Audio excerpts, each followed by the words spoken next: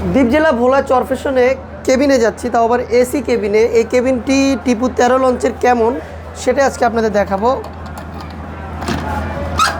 তো প্রথমে চাবি দিয়ে খুলে নিলাম টিপু 13। আপনার প্রথমে খোলার সাথে সাথে একটি ভালো একটি এলইডি টিভি দেখতে পাচ্ছি, যেটা হচ্ছে এখানে এমডি টিপু সাহেবের আপনার চার্ট লেখা আছে, যেটা হচ্ছে ডেক ভাড়া 503 টাকা, তারা সরকারি ভাড়া এটা তারা রাখতেছে 400 টাকা করে। সিঙ্গেল কেবিন নন এসি হচ্ছে 2012 টাকা, তারা রাখতেছে 2000 টাকা করে।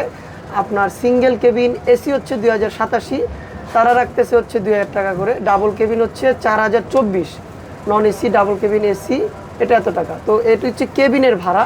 ভিআইপি কেবিন হচ্ছে 7545 টাকা। আর আমি যে কেবিনটিতে যাচ্ছি এটা হচ্ছে 1200 টাকা রাখতেছে। পুরোটা হচ্ছে শীততাপ নিয়ন্ত্রিত, একটি সিলিং ফ্যান রয়েছে, আর একটি আপনার গ্লাস রয়েছে এখানে। আর পুরোটা যে আপনার এলইডি লাইটও লাগানো আছে উপরের, ডেকোরেশনটাও মোটামুটি চলে।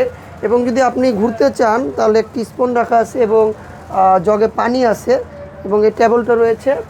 আর চার্জ দেওয়ার জন্য সব কিছুই রয়েছে। একটি কম্বল রয়েছে, যেহেতু রাত্রে শীত করে এই কারণে এই কম্বল দেওয়া রয়েছে। আর একটি বালিশ রয়েছে। তো যারা ঢাকা থেকে উপকূলীয় অঞ্চল দ্বীপ জেলা ভোলা চরফেশনে যেতে চান, তারা এই এসি কেবিনে টিপু 13-তে যেতে হলে আপনাদের ভাড়া গুনতে হবে হচ্ছে 1200 টাকা করে।